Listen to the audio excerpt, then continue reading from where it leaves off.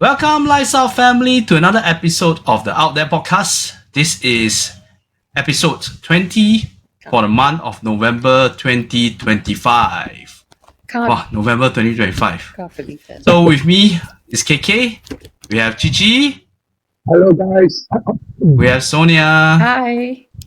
Yeah, we are missing Sarah. He has, since last month he was busy with work, and then he got some big commitment with his personal life.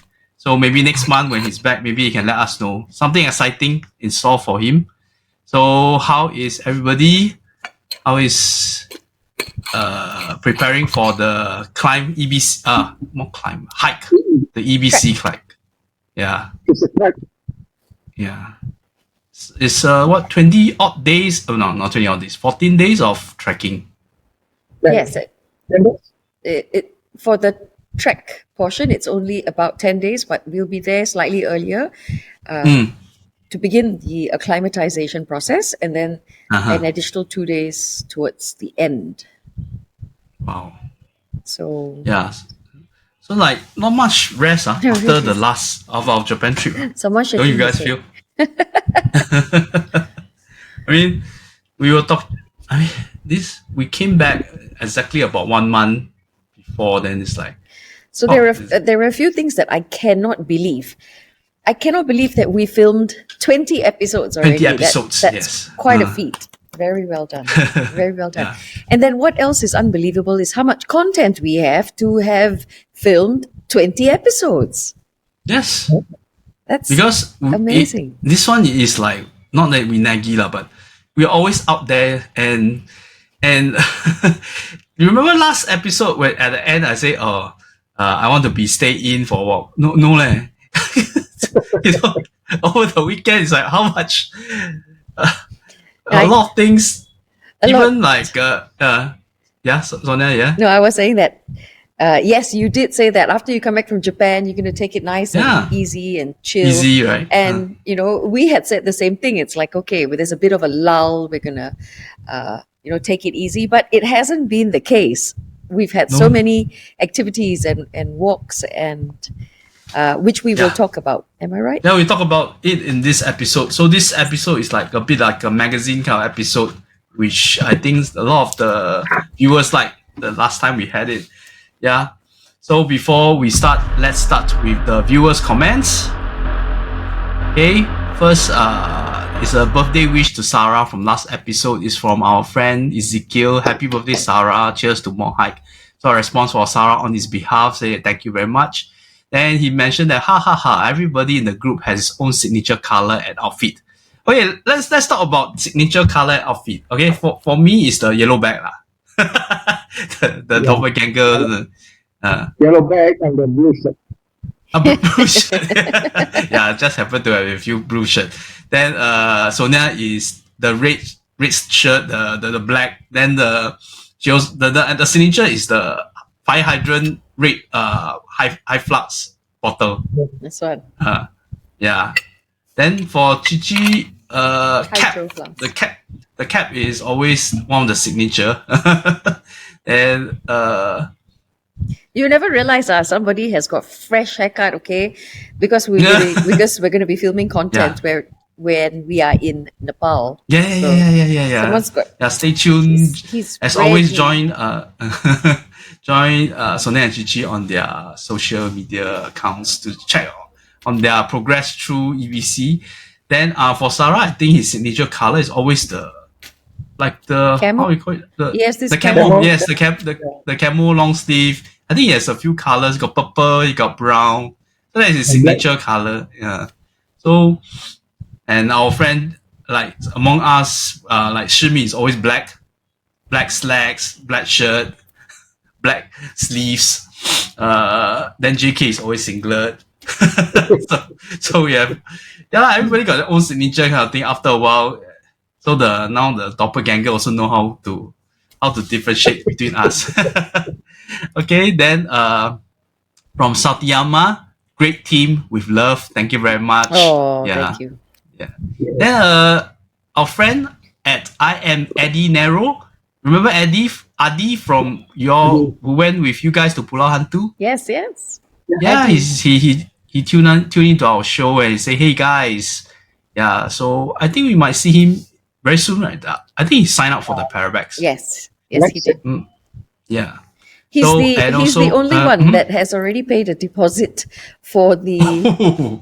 So on the ball, he texted me. He said, yeah, "Sonia, I let you know early that I am going for the Parabex Penang." I says, "Yes, you've Parabex. told me already." He says, "No, Yeah. I want to confirm my spot. I'm sending you Uh, 50%." I'm like, "Yeah, uh, okay." yeah. So very much early. So that tells me how enthusiastic he is. Yeah, I'm looking forward to meet up with him. It will be my first time. I mean, um, I think for him, his attraction mainly would be for exploration, maybe a bit of the urbex. So let's see what kind of sparks that we can, from the past we have all these uh, returning participants, either from our side or from the paranormal consultant side. It's like we always tends to mingle, and now we all have our own inside kind of joke.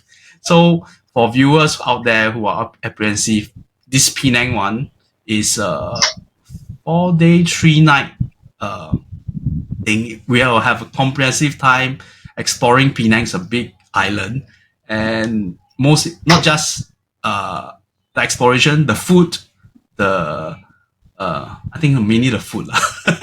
The food will be a big attraction, and also the history of the place. It's a place filled with history from the Chinese population from during the World War as well. I think they have war museum as well. Yeah. So yeah. So let's we from this part maybe we can just pin up the Parabex for Penang in January. Yeah. So for whoever interested, please contact either Achik or Sonia. Okay, next from our friend in Kuala Lumpur, Huicher, he said that okay, which one of you farted in the show? That was he put a timestamp. It's like it's like I tell you, it's like wow. What does it sound like? I went back. I didn't really spot. I mean, it could be like sometimes we fidget tends to be a bit of the sound. I'm neither deny or admit that there's flatulence happening.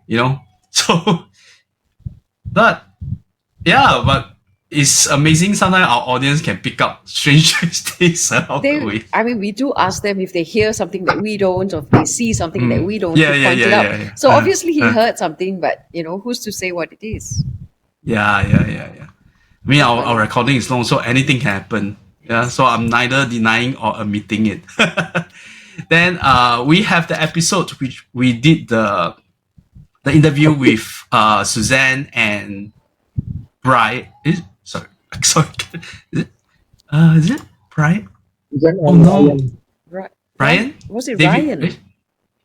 Jack. Sorry, Jack. Yeah, Jack and Suzanne from the Perth Paranormal Investigative group, and the episode was quite well received as well. So, from Jonathan Lowe, our friend, he said it's a very interesting episode. I'm loving it. Thank you, Jonathan. We hope we can do more of such interview with more other like-minded groups. The episode is really interesting. And if any of our viewers have any suggestions, like who we could collaborate with or speak to, by all means, let us know. Put it down in the comment section. Or if you know anybody that is also looking to speak to different groups, to have a fresh perspective, just to have that discussion, let us know. And if you can help in any way, link us up. That would be amazing. Yeah, that would be great because we are kind of busy, and you can see we have all these activities lined up. So sometimes it's very hard for us to coordinate. I'm be glad to coordinate, but I myself also been quite swamped with quite a few things, preparing videos and whatnot. So, in this case with Suzanne and Jack, the contact is always there, so it was easier. But if anybody who have like certain groups, like for example the flagship lifestyle group they also have with the Night Bulu group from KL, so things like this will be fantastic. Yeah, it's always good to hear, what other people are saying, because we're all passionate about the same subjects, but yet we can have very individual singular views, and that exchange is always enriching. And I remember Sonia said, the more it seems different, the more our point of view and our modus operandi, our way of doing things are all quite similar, right? Yes. Yeah. Okay, then from a same episode from BD, he mentioned that he had a paranormal experience when he was staying at this particular hotel in Perth, West Australia, on the 4th floor. He would hear it on the 2nd floor staircase landing when he was alone, but never with anybody else. He heard a man gruff voice giving a grunt, and it was definitely aimed at him. But he did not see anyone, and he could sense, although he could sense the presence of this disembodied voice. So he had 2 such scary experiences during his stay in 2013. So, the gruff voice kind of thing, I remember I had a few incidents ourselves in our abandoned, the first Parabex in JB, the hotel that was leaking. I heard a gruff voice as well. So I could feel what BD is feeling. The first one where we stayed at Kingston, that one. Yes. Right? So remember we parabexed in a hotel. It was an abandoned hotel beside that kindergarten. Is that the one you're talking about? Yes, yes. So in the episode, I did my first isolation with Archik. So because he put all the RAM pod and all this thing, then we were doing our isolation. Then I could hear a male voice like. Then I remember I asked you whether is it Cici. They say Cici will make these kind of noises when you're doing this kind of. And I don't think Cici was even around. You have to remember that he's not. Yeah, exactly. So a male lower voice. I can understand why you would have thought it was him, because for that trip we had separated into smaller different groups because everybody was doing their own live show. So you cannot be too close because then you'd have a cross. Yeah. Like a telecast or kind of interrupt other people's lives. And where Cici was, he was not with us. He was not near us. So it definitely was not. So the question begs, whose voice did you hear? And if it's not from the group, then Yeah. Well, for me, myself, I think when for any parabex, normally I will be about 50 meter or 80 meter away from them. Yeah. Yeah. And he'd be watching, but just not near us. And you all were mentioning that you will be observing what discipline? Noise discipline, right? You all will be absorbed.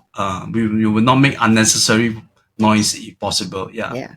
So we're very careful with some of these things. We had a recent outing where I spoke about noise as well as light discipline.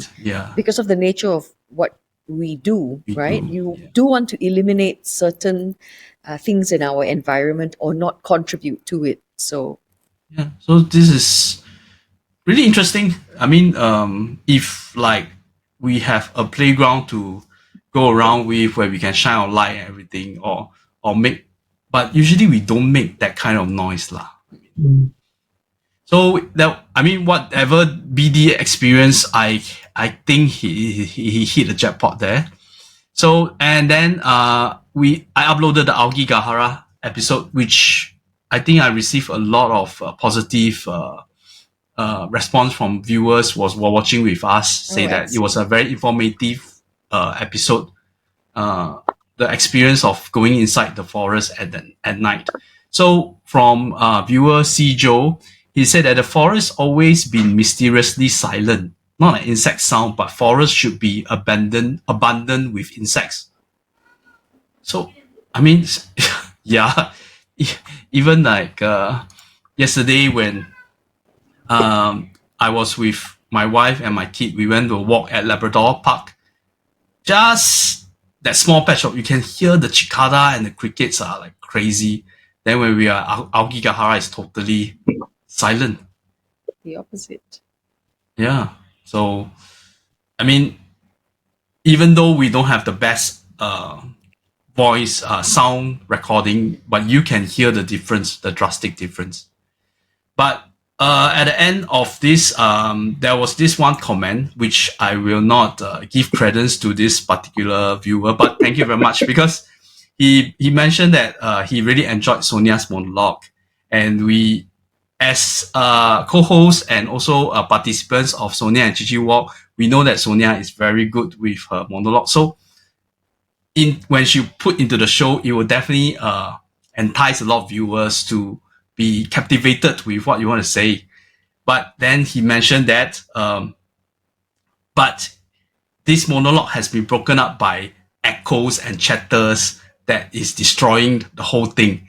So when I read the comment, I was like, echoes and chatters, isn't that me? Because I'm the only other one who was speaking during the so No, so okay lah. I mean, I didn't quite understand. You mean during Aokigahara or like? Yes, during the episode. So you were breathing, you were telling stories along the way, you know. Yeah, but so what people have to understand that it's also a conversation, an ongoing conversation that takes place between us all, except for Cici, because Cici is never around. Cici runs off either very far ahead or he's very far. I learned my lesson.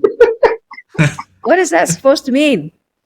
No, but okay. That's the whole point, is that Cici is roaming around, but he will be.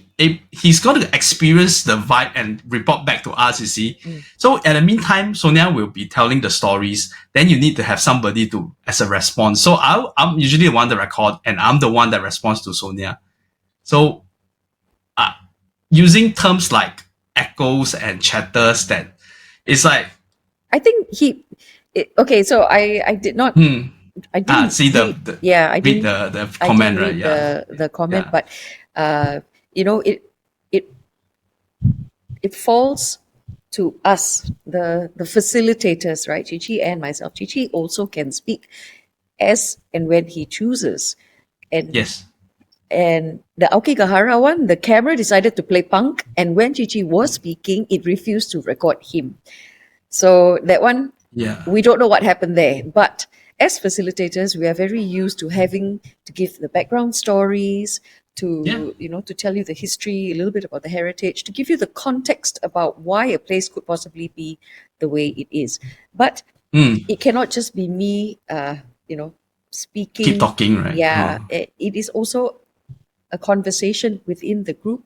It is also very much a discussion, because you are going to feel something, or someone else is going to observe, and then someone else will notice something else. So if I talk too much, then I apologize in advance. In this case, the viewers say you didn't talk enough, or your talking has been spoiled by some other element. I always feel like I talk too much. Then you know how I check or not? See. Next walk you all go on, right? I will not talk. Okay, you all just walk from point A to point B. I can bet you. If it's my walk, then of course I will do a lot of talking. What I have to, No, but I think the way you convey your stories and the history of places have been attracting a lot of viewers, which is very good. So viewers who are interested in monologue, whatever you see in the show, right, you come to Sonia's walk, it will be even much better in real life. The way that she can explain, and she can. Later we'll talk about actually we can go straight now into the Walking Dead Wanderers, our Halloween walk that happened on Halloween night itself, 31st October. It was a Friday. So this walk, this year round, last year we had walked to the Sembawang. That's my hood. The vortex of hell. What did he say? The hood. My hood. So that was an amazing walk. But this year we went to Bukit Brown again. So after our episode during the Lunar 7 month, we went again this time round and went into Bukit Brown. So whatever episode during the episode when we recorded, it was just on the surface. We just go and see some key feature, but now it's really deep inside Bukit Brown, and we walk up to about 8 kilometers. Yes. And we bashes through forests and whatnot. Yeah. It's tiring lah. It was really tiring because it's undulating ground. There's a lot of undergrowth, because that's overgrown. it was work day, and after work it's like, oh, Yes. yeah. But one of the reasons why we chose to go to Bukit Brown is to pick up from where we left off. Because when we did Bukit Brown for our recording, it was during the Hungry Ghost Festival, and we had only gone in search of two graves, Ong Sam Leong, right, as well as Tan Swee Ho. Swee Ho, yeah. Tan Swee Ho, Yeah, right? which we link with the Batu Pahat mentioned. Yes, our Batu Pahat Parabex trip. But truly, we had only scratched the surface and we had remained on tarmac. There wasn't very much hiking, so to speak. So Cici and I decided that it was best to pick up from that and continue walking around in Bukit Brown. Now, people don't know how much hiking or how much walking you can actually do in a place like Bukit Brown. And there was so much more to share. So that was one of the reasons why we figured it would be great to have the walk there and also show you and talk about some of the myths and lore that surround Bukit Brown. So we saw certain other graves with elephant statues, and we saw the graveyard for the cars that rusted, and all these features that we didn't manage to explore.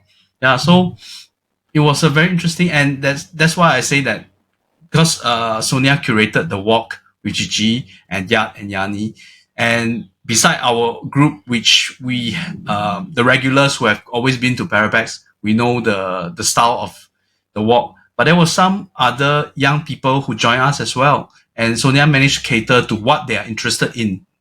So that's why I want to say that whoever interested, you can be interested in nature, you can be interested in history, you can be interested in the paranormal. Sonia and Gigi will always able to cater to what interested in you. So come over lah, then you won't listen to the echo and chatter.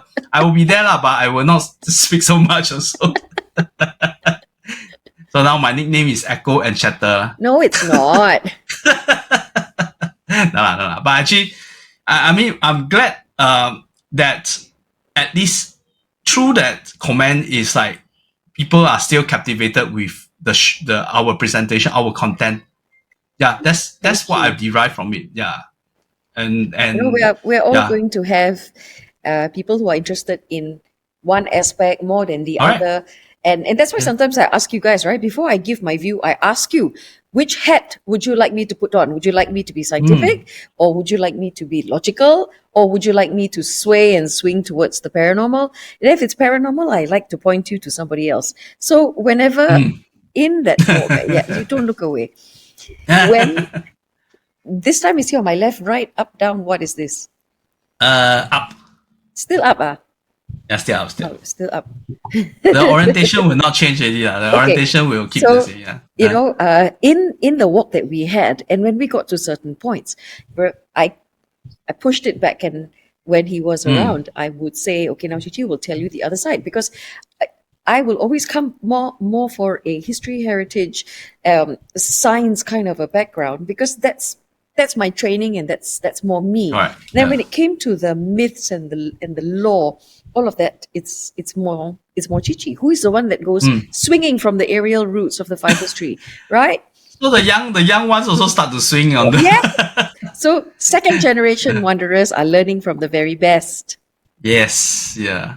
I mean, they are interested in the walk. They have the adventurous kind of thing in them. Yeah. So they will want to try everything lah. Yes. But the thing is that we also must tell them. That's why I tell my son, who also joined this time round also, I say that when you go there, I mean, I told you Uncle Cici will swing on the vine, but it doesn't mean that you have to swing on the vine, because the vine and the plants belongs to, the lay of the land. Sometimes it's governed by the association, yes. that we have. Why the banyan tree? Now, I was recently on another walk where I was explaining the association, why the aerial roots is, why people frown upon getting too close to the tree after dark or swinging from the aerial roots. It's because it is said to be the beard of the spirit of the tree. Yeah. And trees like that are associated with spirits because of, especially at night, of the way it looks with its large crown and Yeah, its man. many hanging aerial roots. It does look quite scary. Yeah, I mean, during our forest bashing, there was one point when we look up, right? We saw trees that usually you see trees with crown. So yeah, under the night sky, it's like normal tree, but this tree is like it's like a human silhouette.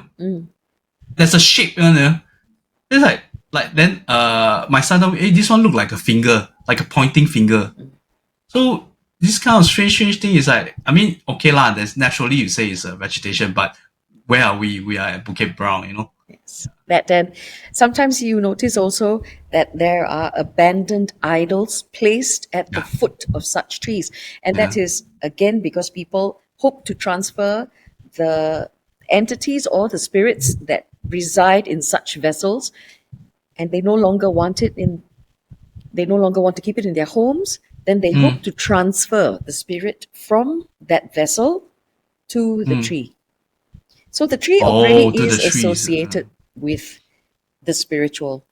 So I don't think sane people would go hang around those places at night, and definitely not swing and go, Well, but for me, not every vines when we swing at them. Alright. There's certain vines that you are not supposed to swing at. Yeah, I mean, you will try to check on the integrity first. Right? There are some that really thick one. No, Cici. This is where Cici must share story. Oh, the spiritual one, the spiritual side. Yeah, because I did went to some place in Singapore, so I think the vine itself is stuck on the ground. It's attached towards the ground. So for me, I just, people know me, whenever I see this kind of vine, I will just say. Right. So I just pull it up, but without attaching from the ground. So I swing, play with the swing, but the vine still intact with the ground. So when I go back, I feel piercing thing on my body. Ayo. So I said, but how you associate with your that vine swinging? Because it's when I sleep, right, the vine chip poking on my body. Oh. So I think the next day, directly I when again at night to pull it up from the ground. So the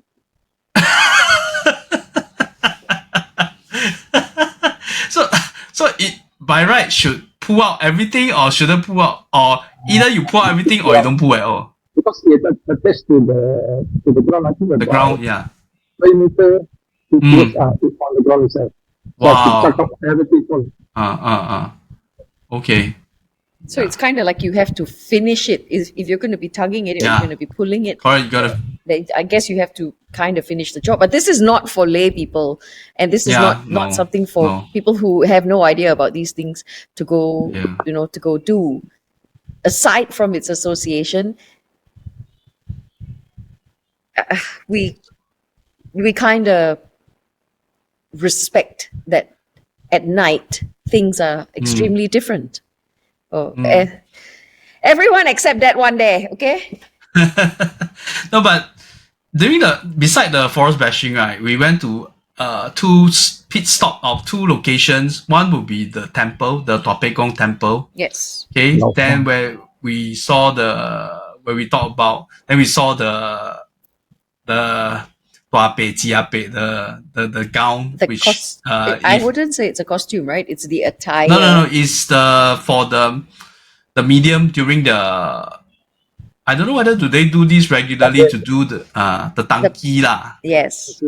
For them to invoke, I don't know whether to invoke the spirit or the essence to enter them. So they become the vessel. Yeah. This is, I think, mainly is for the entity rather than for the human patrons, because this Tua Peh Jia Peh is mainly for to guide to bring the entity to the the other side. Then we also saw there was this particular altar, which is I think Easy point out that it was for the spirits also, wandering spirits for wandering also. spirits, yes. But the thing is, to add it on, this Lhasa temple used to be abandoned. Oh, is it? After it broke out in fire, I think something fire. How long ago was that? In 2000. Oh, but I think they collected donation from the community to rebuild the temple. Oh, okay, yeah. So it used to be a bit more cement structure lah, because what we saw is a bit more like a zinc roof, that kind of thing. I will send you the picture, the one that they found it in the past. Okay. Yeah. But anyway, the thing. Sorry, Sonia. Sorry to interrupt, but to give you context, right? Bukit Brown has been in existence since 1922 as a municipal cemetery. So 1922 to 1972. So if I'm not wrong, that temple burnt down in the 1950s or something like that, right? Oh, it is. Wow, that's some time ago. But then it was left abandoned for quite a long time, and then worshippers and within the community they raised money to rebuild it. So it means the temple was erected the same time as when the cemetery was there already. It was around the same time. Well, so if you recall, as I was saying, that there were settlements and villages that lived amongst the cemetery, and these would be people who provided secondary services like tombstone carvers, caretakers, and they would live within Bukit Brown itself. So naturally, there would be places of worship too, just like that Tua Pek Kong temple. Okay, that makes sense. Yeah. Yes. No, but it was the one of the location where we feel Cici saw dark shadows. Dark shadows, and it's not the first time. It's not the first time. So this place is one of the places that we've walked at night many times before. We go in the day, we go at night. The vibe and the feel is always different day and night. But this particular one, I heard something on the roof. Yeah, on the roof, right? Because I was talking about the zinc roof. So not just you, I think a whole group of us, we were looking at the main altar. Then we heard something like, I thought it was bird lah, but it was like 10 at night. Where's the birds could come from? No. So like something fall onto the roof and walk a bit. I didn't hear the falling. I could hear steps on the roof. Steps, right? Yeah. Yes. And then Cici had seen shadows moving at the back. Because behind the Tua Pek Kong temple is a forested area, right? And again, not the first time. Not the first time at this location. Then also when there was a resting point with chairs where me and my son was sitting there, and I heard rustling in the forest behind also.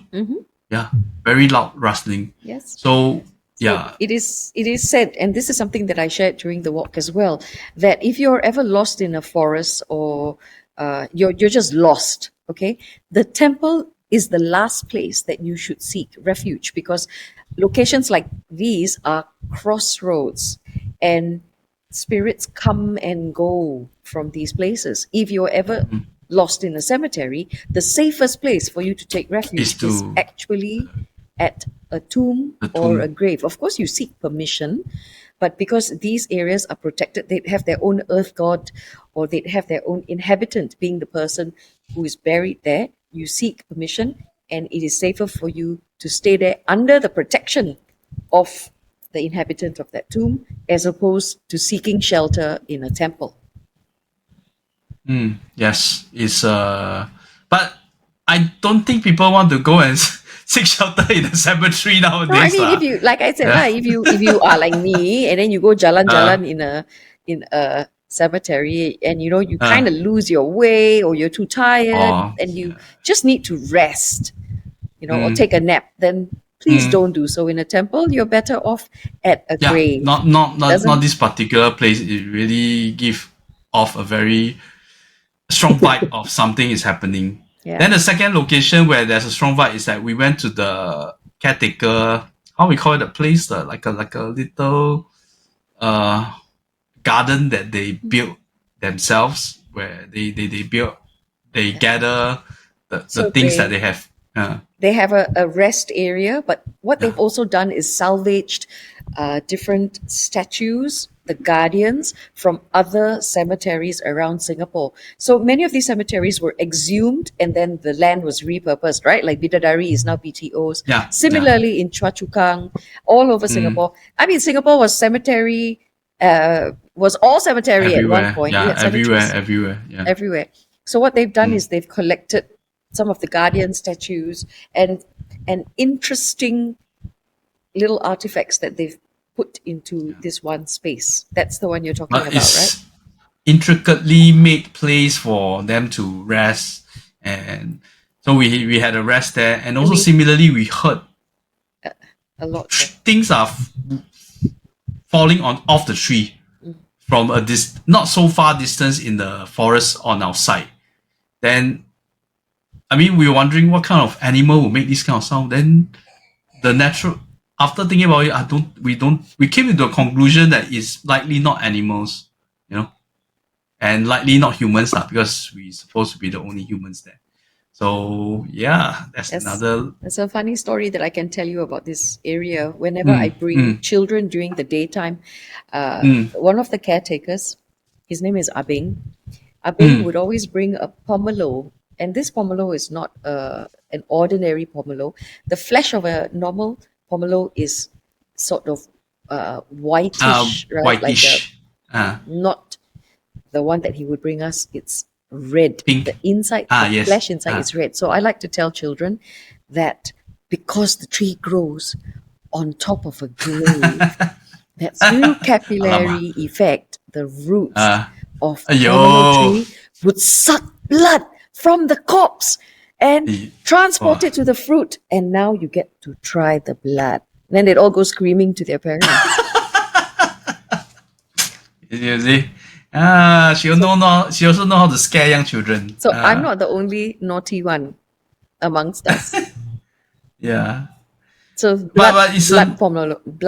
It's an interesting educational hike, seriously. For eye opener for every single participant, I do admit, yeah. For those who went for this hike. But actually, by the point that after we finished the forest bashing, I was like almost done. I heard that we want to go to Ong Seng Leong. I said, Ong Seng Leong. Yeah, Ong Seng Leong. It's like, because I remember we need to climb up that slope, you see. Then you climb up, then you must come down again. It's like, wow, do I want to go there again? Then everybody go there. Just go lah. Then, but in the end, we also managed to the group also managed to found a nightjar. Yes. She was residing on the tomb. Very interesting. On the tombstone, just resting there. Because nightjars are nocturnal birds, and that's part of the reason that we are out there, right? Yeah. So it's an interesting, especially on Halloween night. We didn't do costume partying or whatever. So we just go as hikers and walked all the way. I don't think we covered much of Bukit. I mean, a certain part of Bukit Brown, not the whole thing. The Bukit Brown is deep enough. Huge. It has 100,000 graves. We only walked a certain portion. If you really wanted to walk a lot more, sure, we can go, but not for that night. I did bear in mind that it was a work day, and we still had to get out. We still had to walk all the way back to start point. Oh, but the young peoples were up for it. Yes. No complaints. Yeah. Yeah, and I was very happy to hear at the end of the day. They're very grateful, and they're like, they call me Miss Sonia, very respectful. And I told them, no, you know what he calls me? He calls me Mochi. What is Mochi? Not Machi. Okay, Machi is auntie. Okay, look, what is that? What's he doing? Is it something to do with fat shaming?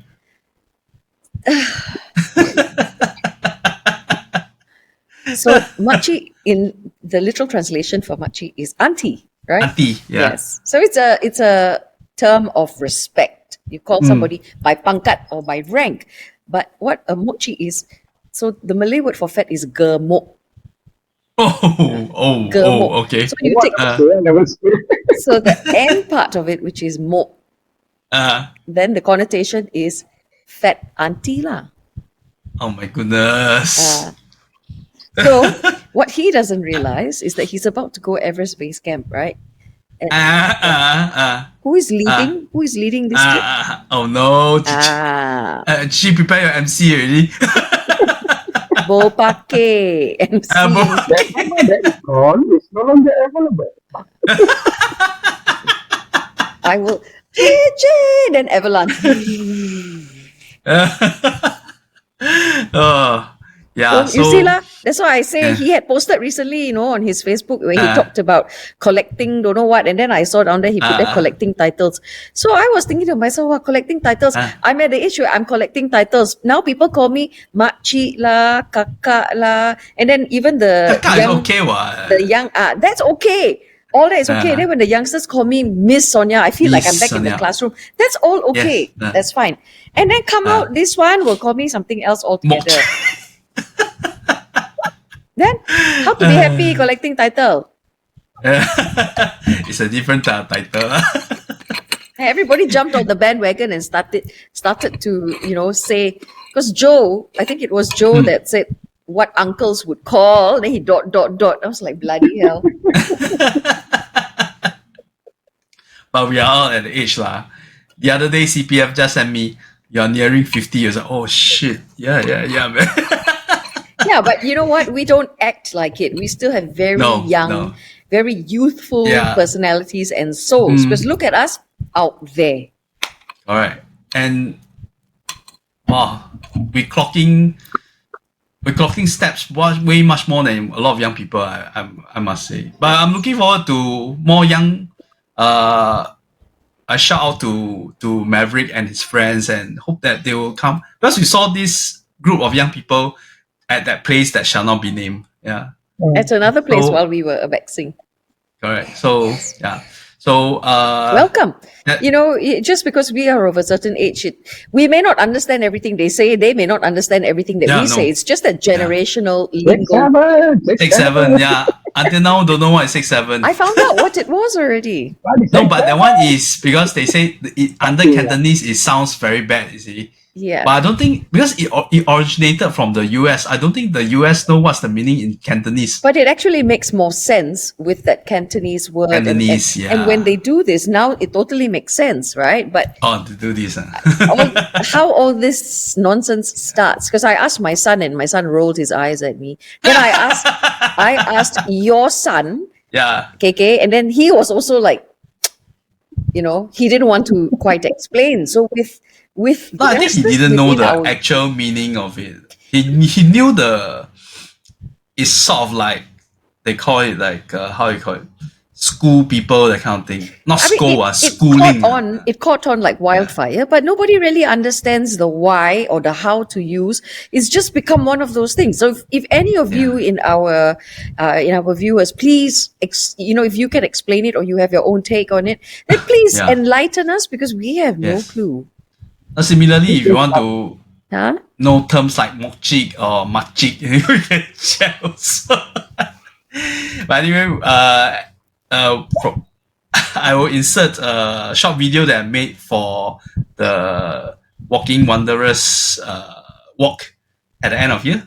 Okay. Cici here will talk to you a little bit more about the supernatural, some of the practices that take place in our cemeteries. So we are moving in to Bukit Brown. It's about 1.5 kilometer walk to it through the residential area.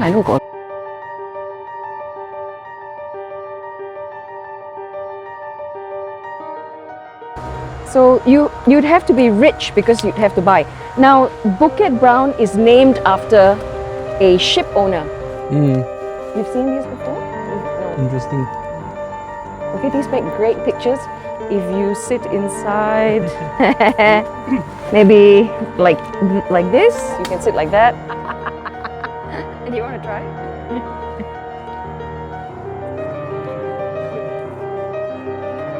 These are recent abandonment. Wow. So I was explaining to the young ones that what people do is when they no longer know how to keep the idols, because we believe them to be vessels. Yeah. Incense. So it was said that this temple's been around since the 1950s. Cannot be like that. Wasn't there that Angmo that went to the Japanese graves and then drank the offerings? Yeah.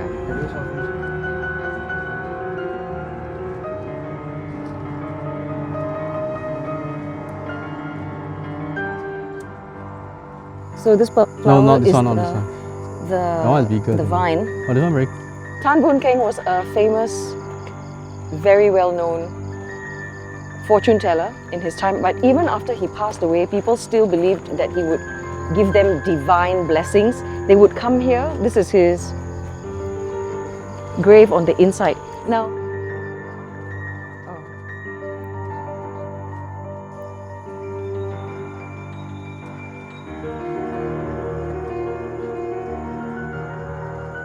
so this area, staring of the thing.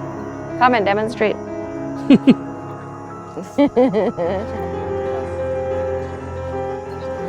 Stare into the eyes of the Sikh god. So there is a legend. I will show it.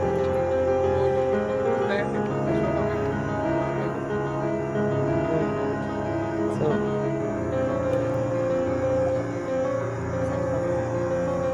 How so they long say is if long? you stare into the eyes of the Sikh gods, 1 hour? it'll blink. I think that's the legend and the law. But how it begins is they're so fearsome in real life that they deserve at that elevation. It sits at the top of the hill. Now Chinese feng shui, the higher up the hill you are, the more prosperous. You had to pay to be buried here. You had to purchase these plots. But there is a section where the graves are free for people that cannot afford their stature and their loyalty. So over in this section.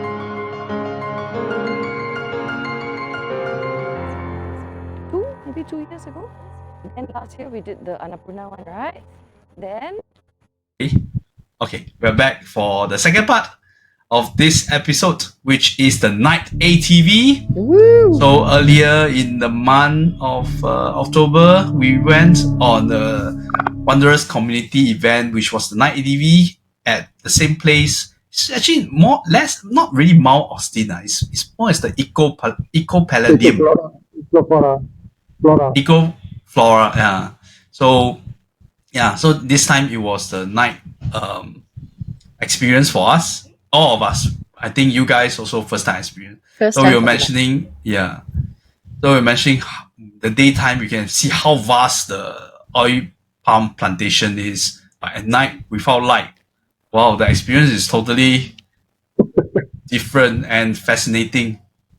Yeah. My favorite part is not falling. Okay, I know. my favorite part is not falling, but my favorite part was seeing the python crossing our path. Yeah. I was so happy. Let me share. I isolated the video. Let's show the audience.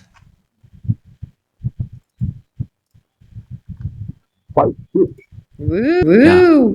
So this is a pretty big python, no, not a teeny weeny python. And you can see that from the adamant in the middle, it had its fill that night already. Yeah, it's eaten. It's nice and rounded. So our guide stopped halfway. Why you stop? Then he just pointed at the path. There was oh, then the python crossing the road lah. Then just let the python gallantly just pass. I think take about a good 5 minutes or so for it to slowly slithering from one part. Really, you can see from one side of the path to the other part. Then, Sonia always have fascination with snakes lah. So, it's a bonus. And secondly, it's like Chinese believe that if you encounter snake, it's a bit of a lucky kind of thing. Yeah. So how lucky does one have to be, like truly close encounter, right? Like this. Yeah. So that was amazing. one of the encounter we had, the nocturnal animals, which was the big python. But the ride itself, so I was riding pillions with my sons with a double ATV.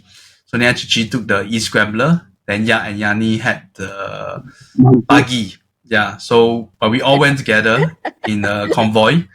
When you So talk about buggy, I can only remember Yat going yes, full throttle down. It's like he Into just the water. zoomed into every single puddle there was, and he would wait till the front runners away. okay. Then he got enough runway to Yes, and then he would rev and just go full speed ahead into every single puddle. And there was this huge splash. And when you looked at him, he was covered in dirty, muddy water from the top of his head to the very tippies of his toes. He was completely covered and soaked. But he had this giant smile plastered across his face. Yeah. I mean, So- he set all out to do it. I mean, if it's the kind of mentality, if you want to enjoy, go all out, and you are prepared to get drenched, not like get drenched a bit. Like he really go all out, and he decided to go with all the puddle as much as he could, make use of the way the buggy is able to submerge inside. Yeah, he really had a lot of fun. I'm and sure. we saw I'm sure if that buggy could do backflips and somersaults, he would have tried. yes, I'm certain of it.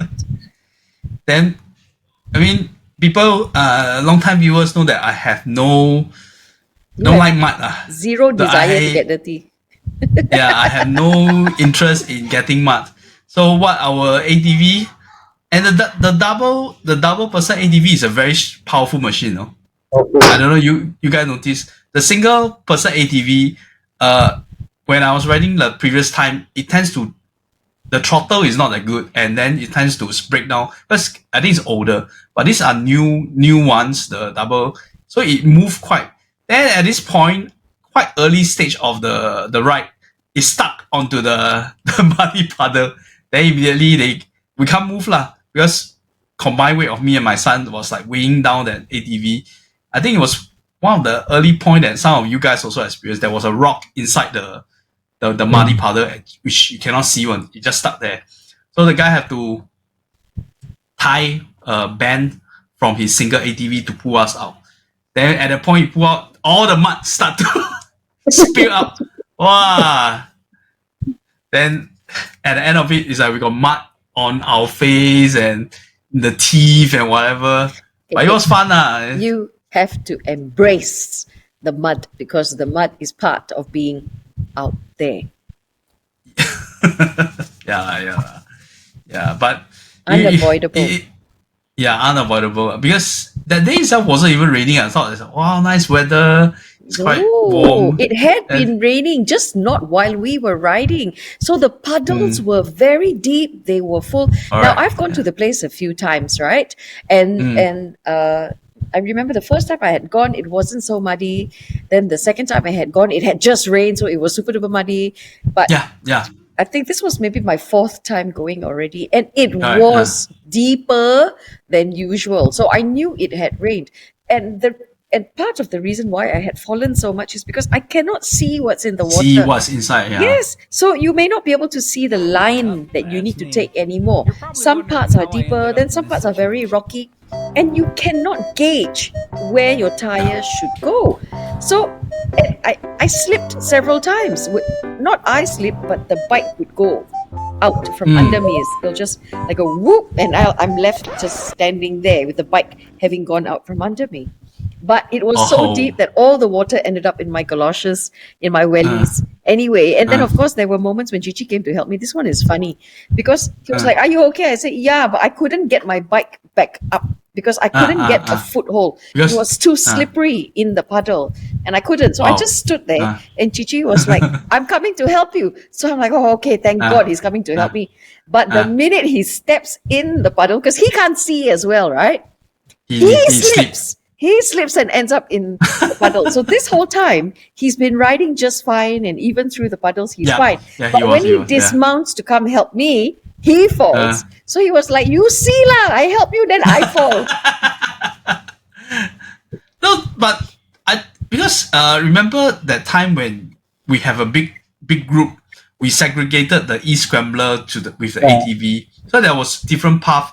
There should be a path mainly for the e-scrambler, I suppose. There is not. No. No need to go. It's all same. The course is the same. They separated us because the group was 30 strong, and with so many different vehicles, it was possible within each type of vehicle to then like go ahead or approach the course by different ways, so that it's not such a giant movement, such a huge convoy of vehicles. So that's the reason that somebody will just cut you off. Yes. Yeah. So that was the only reason that time. Yeah. What about the course that time? Okay. Which one? KK was saying something before I interrupted him. Something about the last time we went. I'm saying I thought that there was a different course for e-scramblers because the one that you really stuck in I thought was mainly for ATV, which we have enough space. I mean, enough wheels to support the. Safe. So imagine you go to one that's really deep, mainly maybe for buggy to submerge inside. You go into one where you only have two wheels and you can't see whether if there's like a rock in between. Then that's it. Okay. Not because of she slip, the lip cannot reach the ground. No, I think she's now very good already with the e-scrambler. Yeah. But I mean, the leg can reach the ground. How to reach when inside the puddle, right? No. That side, especially that video she took where she fell, that one is really deep. I think there was some that are really deep. It is but bad. Then remember, there's this one that we previously didn't go before. It was like a turnaround. Yeah, there was a bit of a turn. Yeah, this one we never went before. And no, we didn't. It has really deep puddle also. Yes. Yeah. So and it's not that my legs cannot reach. I am tall enough. Otherwise, they will not let me ride the e-scrambler. Okay. It's just that there are some sections, and I don't know whether you all realize there were some sections where they would, especially Yat and Cici, they would just zoom through all the puddles. Right. I am a little bit more cautious because I already had a couple of times, right? So I would do I would siam the puddle. I would go by the side, go on the ground, and then go around. Yes. Because I am so tired of having to pull it up because these e-scramblers are heavy. Even though they run on a battery, there is no engine. They are still heavy considering my size and considering my. Let's not use the word height. We use the word stature. Say of smaller stature, like that. Yeah, that's me. So, I remember also back when we were talking about sick during the Bukit Brown walk. Then she was complaining how come the genetic part of the tall sick. She was half Punjabi and she didn't get it never came down to me. Yeah. Don't know where it got stuck at some junction, and then it never filtered down to me. Punjabis, especially the Sikh men, when they had come come with the British in the Indian regiments for the war, they were very well known for their tall stature, their big size. They're very strong. But they're men's lah. Yeah, but then it's like Punjabi women also quite. Not bad, quite tall. No, then for some reason I never got the gene.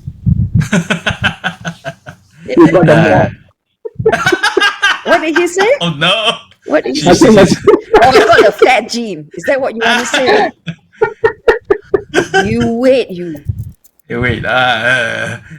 Coming soon. 20 days. God. But then I have to say that the Punjabis love their sweets. We do. We love our sweets, our laddus and our jalebis, and our food is rather sweet. Sweet, yeah. Yes. So, which is why this is, if ever we get to the point where you can do genetic option forms. I want this part. I want this part. I don't want this part. I don't want this part. Sign me up. Sign me up. I would like to. I would like that. Yeah. But it was really fun. I think we went not even 2 hours, like 1 hour, half and a half. But it was and we close to covered 2 hours. I think it felt like 1 hour 50 minutes or so, right? It was quite, also, yes. yeah. Then it wasn't that dark because a lot of the vegetation is quite close to a certain point where there are some residential area, I think, at the fringe. So it wasn't, unless you really go into There were lights on all our vehicles as well, and those were quite powerful. True, yeah. So and we have our headlamp as well. Different experience, but I always urge people, we don't just do one thing. So many different things that you can choose from. As long as you want to try something new, you have that adventurous spirit within you, come. So I was talking to the proprietor, and he mentioned that they have another course at Kota Tinggi. This one is going to a secondary forest. Yes. So it's a waterfall also. This one you go in is like really into nature. Want to try or not? Yeah, I think we can try. But that one is we might likely have to either stay over or something lah. Maybe we can plan. I think it's always best to do daytime first. The daytime. Then next time we can try the nights. I don't think the one they even have night. He told me it was only for day. Oh, is it? The one, the Kota Tinggi one is only for day. Yeah, I think night is too dangerous. Yeah. So but considering how far Kota Tinggi is, I think we can plan one and we can stay over, then we can do other things, go makan or what. But that is the fun of joining the Wanderers lah. So anybody want to join us can feel free to the Telegram group, of course, where we have all the events coming up. Yeah. So speaking of events, when are we watching a horror movie next? Is there anything showing? Oh wow! I have out of touch with the cinema. While you're traveling to Nepal, let me do some research first. Yes. But most of the horror movie no more lah. After Halloween, they later now Christmas movie, then later the Chinese New Year movie will come. Right? Yeah. Got such thing on there, Chinese New Year movie. I thought the horror is in giving out so many ang paos. No, that's the horror, right? The horror is when your relative asks you, hey, still no girlfriend or you haven't get married or you don't have no kids. You don't. They will never ask you all these things because you don't apply. So for you, the horror is giving out so many ang paos. No choice lah. That one is part and parcel of. That's the horror part. Okay, but please do because I want to share with everyone that is something else that we partake in. We go watch together. We watch a horror show and then we dissect it and discuss it after the show. Our movie club is called the Outscare Movie Club. Yes, don't forget about that. And it's a fringe activity that we all partake in. So you can see all the activities, all the variety of activities. Then, of course, going on track or climbing mountains, you all can look for Sonia and Cici also. Yes. But Cici, he says he's going to retire soon. Yeah, next year. Yeah. Yeah, I've been hearing that for the last 5 years. So. Yeah. So it's almost next year. It's almost a ritual already. It's almost the New Year resolution. Either I retire or I never come back from fun. Can we not? Can we not jinx my tour? Yeah.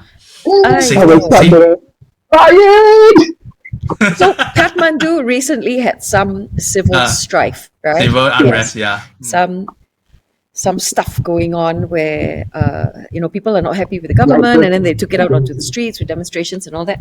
And you know what this fella said? He said he wants to go there and start another one because it'll be more fun.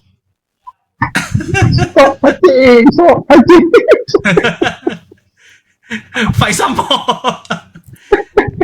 But trekking and mountaineering is such a big part of their economy. They have so many porters and adventure companies and all the Sherpas that are there, the tea houses that support the trek. That entire community is dependent on having a safe space for people to come hike, trek, visit the Chitwan National Park for safari. And it's a real shame when things like that happen and it disrupts their income, their livelihoods. So I think the unrest was mainly targeted on certain corrupted politicians, I think. even so, it has large scale effects on of how course. people view the place, right? If it's dangerous, if Would you're you want to go to burning somewhere buildings, and there is no safety. When there is no safety, tourists are not going to come. So when you have an economy that is so reliant on adventure tourism, stuff like that doesn't help. You're saying that, okay, Kathmandu is one of the one. Then there was, it's not Japan. Where did you go before Japan? There was also another place with unrest also.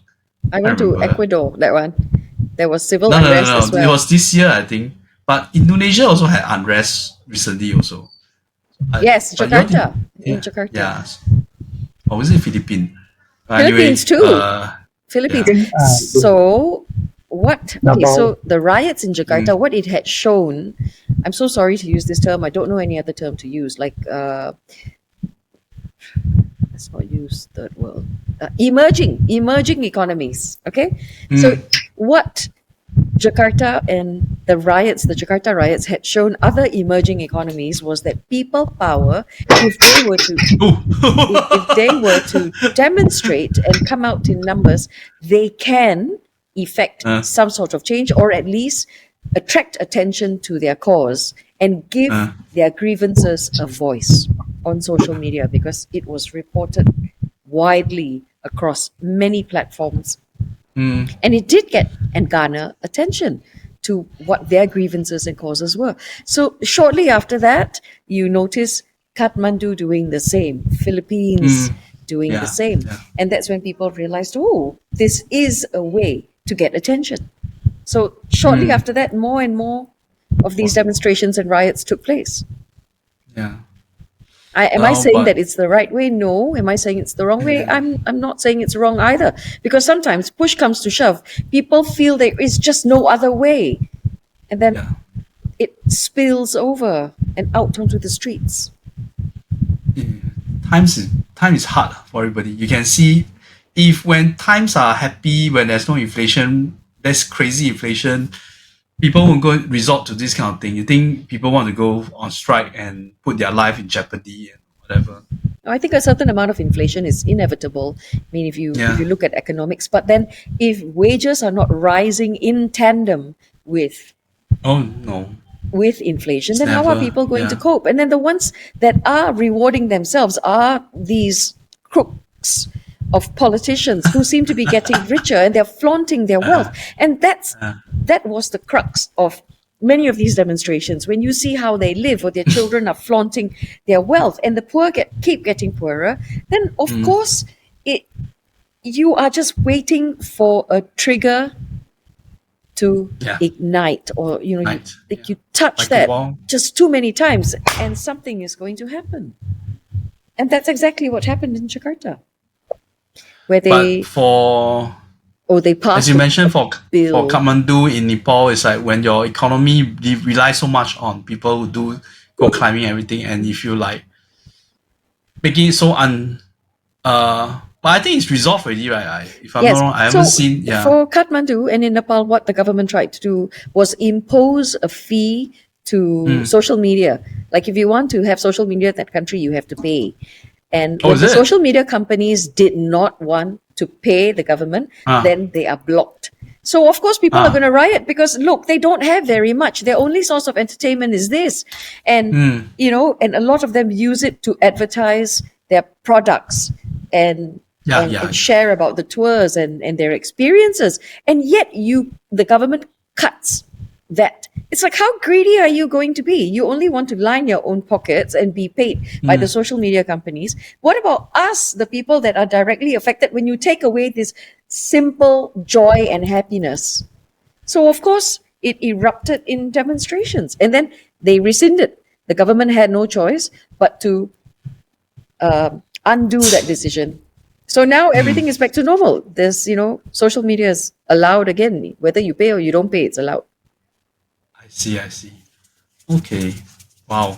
I didn't know the real reason for the unrest was because of this. Yeah. But anyway, part of it because of the students to so-called top they want to clean the social media about their wealth or That was also in Jakarta. They raided.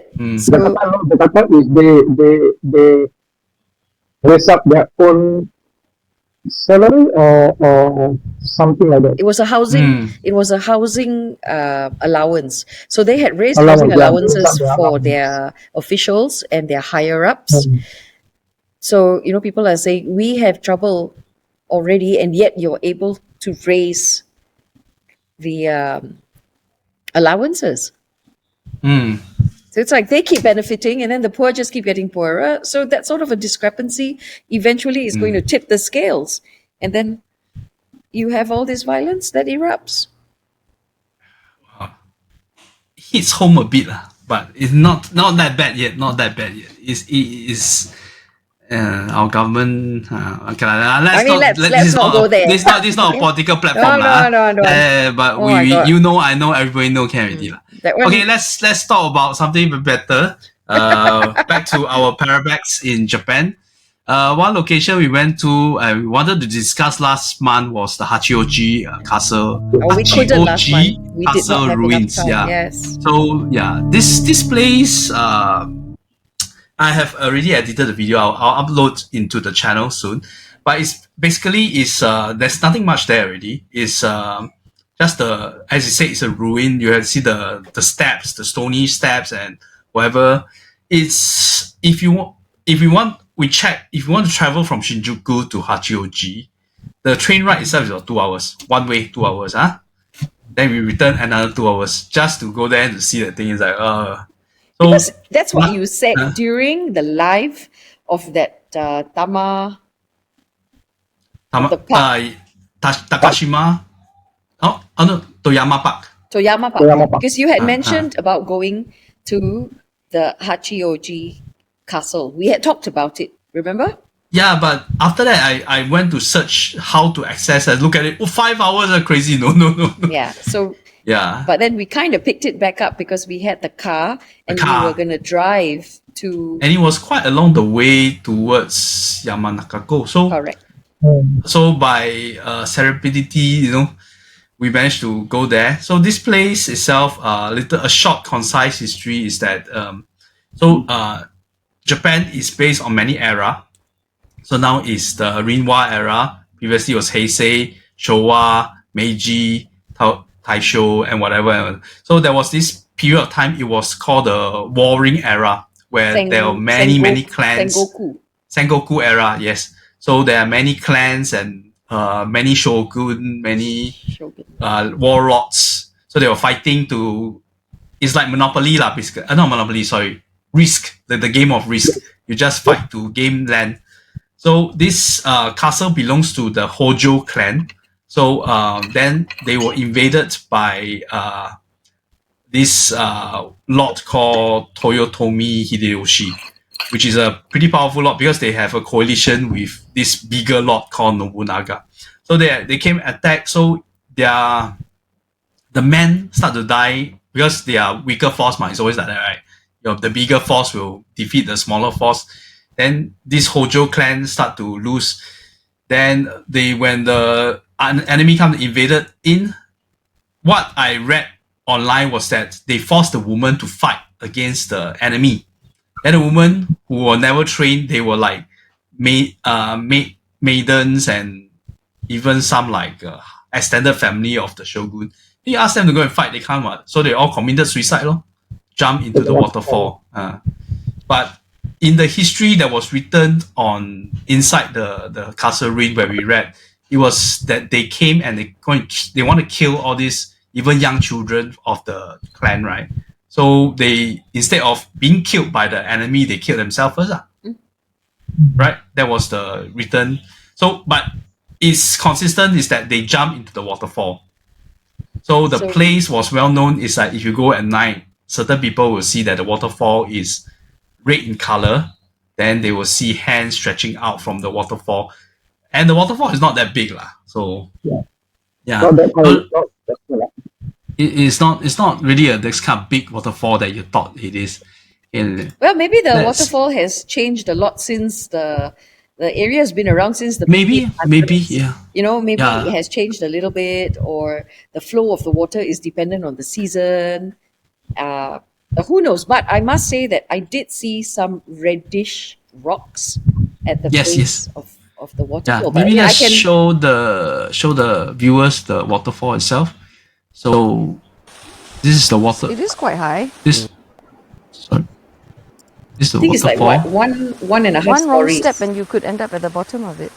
I mean, even from what we're looking now is like the color is a bit red. So now we're I saying don't it's know, is it red, like a right? So at this part, misconception or you what? can see it's reddish. At the base of the. Mm. Those kind of really big waterfall. See, we are easily. I mean, if you So stand at the urban legend lower is that part whoever where who the come here slope and have starts, that sensitivity, then it's like 1.5 they will floors down. see But from souls where of we the are standing, the it's quite people high, who died what? here. High lah. swamping the But area. I was thinking a big kind of waterfall, is it? And And a of whole course the group of water will people be red jumping inside the. Then they were saying that the water was dying the color 3 days, 3 nights in red. Yeah, so color the water red, but then further down lah, right? So Yeah. let's say from where we are, if you jump, you will definitely die because will definitely, it is quite a height. Then your and head will hit the rocks and all this. Yeah. because the head is the heaviest part, when you jump, usually it's the head will go down and then you will hit and then you will, Yeah. blunt force trauma to the head. And then further down, when you are walking out, the river flows entirely out, so would have been colored red. But you want me to be scientific? Which hat you want me to put on now? Why are we talking about scientific now? Because the rocks are rich in iron, so of course it's going to look red. Red lah. Yeah. Yes. Yeah, that one's for sure. Because you look at the red, it's not those kind of blood red lah. I mean, It's reddish. nobody would think it was from blood and anything. Yeah. Yeah, but from the time when the castle was built, I mean, we're talking about 1500s. That's a long time ago. The land would have changed. Whatever's left is just some of the ruins, and then some of the things were reconstructed as well. Yeah, you can see the like bridge doesn't seems like they definitely redo. But we did see the foundation of the place. There's the wooden walk, the wooden structure of the. They say it still remain from the past, but Some of this is looks too built new to last, to be from the but past. some have been reconstructed because over time they did reconstruct because they continued to use the grounds. Because apparently that area there is a ridge. We never walked up to the ridge, by the way. No. Because Yeah. so there is a ridge with a structure. I think like a guardhouse or something, where it is Yes. the There was a boundary. temple there also, I think. It's the boundary to another land, another warlord's territory. We wanted to look for a tomb, remember? Then found out that the tomb wasn't there anymore. The tomb has But- been moved. Yeah. But this place, okay lah. Firstly, when we reached there, Sonia and Cici complained already because they just climbed Mount Kitama. So this one I forced them. They say I forced them to go climb again. Now I didn't know that it was such a climb also. It was a hike. It was a hike. Yeah, it was a hike. Yeah. Yeah. Then secondly, they have mosquito that do kamikaze into the eyes of. Mosquito they that fly jump up your in- nose. They into the eyes. aim for your eyes. I don't know why Tell the you. mosquito like to do that kind of thing. Yeah. So So there was two key thing about this place, but since we were there and we were able to see the the castle one that kena ruin. in the eyes was Chichi because I Cici, think I Cici, wore. yeah. Yeah, it went directly into his eye. So I must wear sunglasses. He wore glasses. Wear goggles. Goggles. Must wear goggles. Yeah. Was he wearing glasses? You mean to say they fly, they stop, then they go around, then they go inside? In the middle, No yeah. lah, that time I never wear any glasses. Oh, then the time didn't. Yeah, so that was Hachioji Castle Ruin. It was, if you want to go from Tokyo City, it's about 2 hours kind of journey. Okay, then another place that we went to was we call it the Takashima Daira Danchi. Okay, this is Or the neighborhood. this is from Danchi in Japan is like they have a pretty not that nice connotation about Danchi where they build cheap housing for people to stay in. Okay, so It's this like public neighbor housing lah. public housing like our maybe like I don't think we can compare to like Spooner Road because Spooner Road is really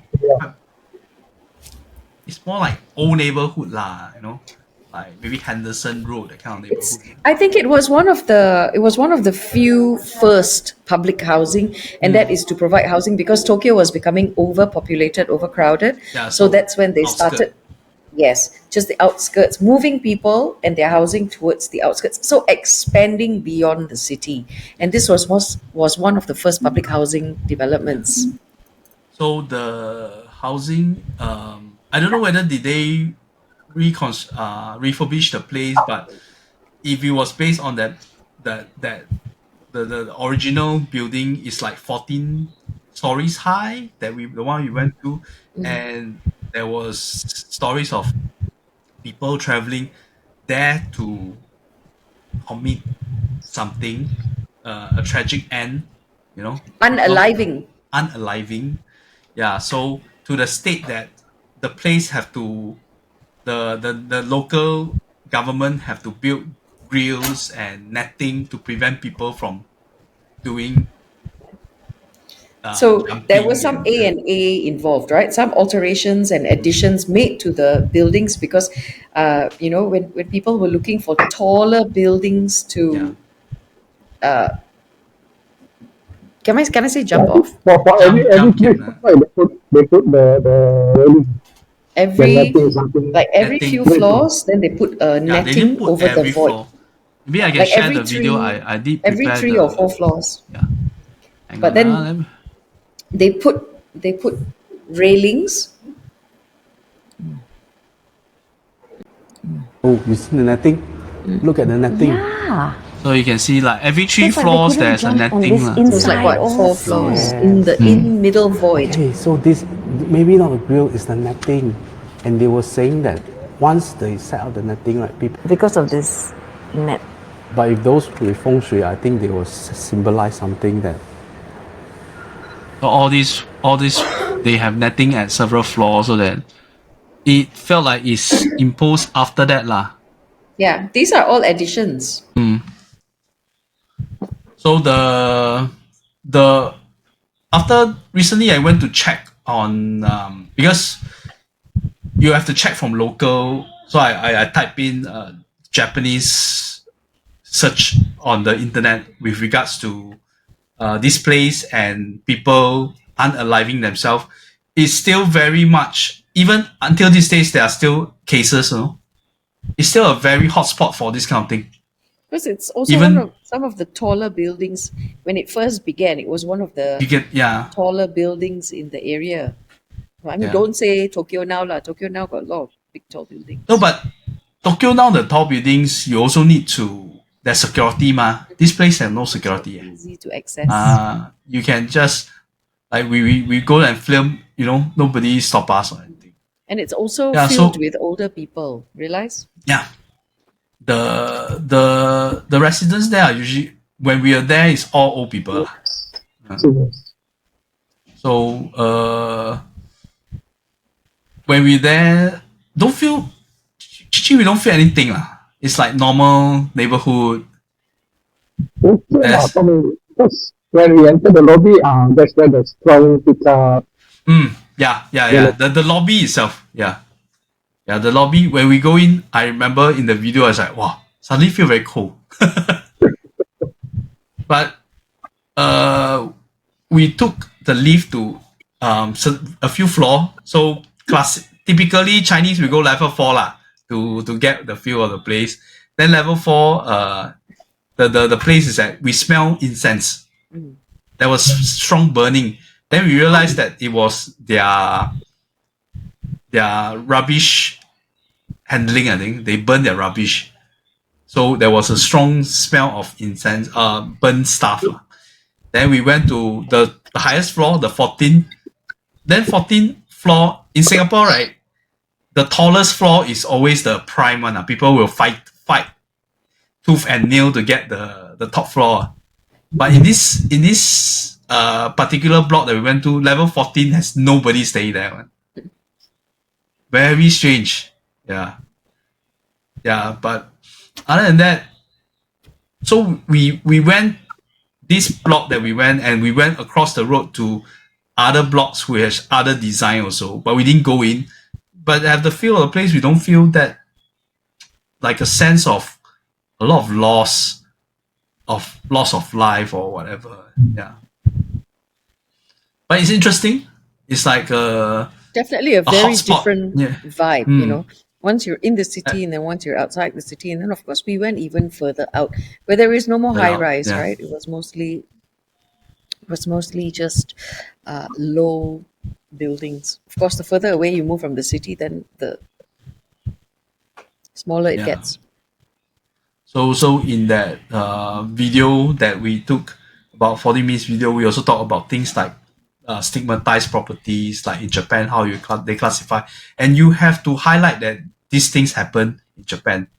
You know, not in Singapore. There's also a market of people who, because they appreciate that the price is so much less, they don't mind that that the property has a bit of a history. Like if somebody is murdered in a location in that house, right? It is known as a stigmatized property. But there are people that would want the property regardless because it's cheaper.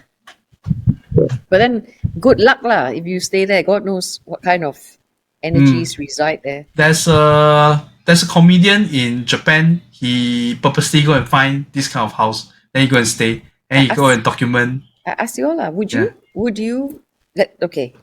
Of course you would. No need to ask, I also know the answer. Hey, you go there to stay, you get paid some more leh. They pay you to go and stay there. For 1 year. So what you do is they pay people to reside in the house to get rid of like the bad energies and to normalize it. They stay for 1 year. They'll pay you to stay in a stigmatized apartment for 1 year. How? Can make it a career or not? Every year is in a different property. In Japan. In Japan. You stop hiking to go do that. Cici can be our representative. Wow, then got a lot of stories to tell. Then every night you go there. Must put a live camera, live camera. No, this one they do one. Because they have to document everything, ma. So this particular comedian, I told you, he put cameras at various points of his when he sleep. Then Chinese is a taboo lah. You shoot yourself sleeping is a very bad thing. So I saw this interview. He was sleeping on the tatami, the futon on the tatami, right? Then around him, he has 7 mannequin head. I don't know why the mannequin head is for. He surrounds himself with the mannequin head. Then at night when he film, right, then suddenly one of the mannequin head turned. Wow. You're giving ideas to you know who. Yeah, I know. Yeah, he needs another 5. 5, yeah. No, not exactly 7. You just put whatever you have and see whether they turn or not. There, give him some more ideas lah. Give. No, it's not giving. I'm just telling you what this guy did. So, no, but yeah, I think they do have people who do this cleansing kind of thing, yeah, in Japan. Interesting. And yeah, it's the whole point of the stigmatized property. No lah. First night, I don't know how it's. You know, I go Pulau Tekong. First night I can't sleep already. Imagine I go this place also. I don't know how many nights before I can sleep properly.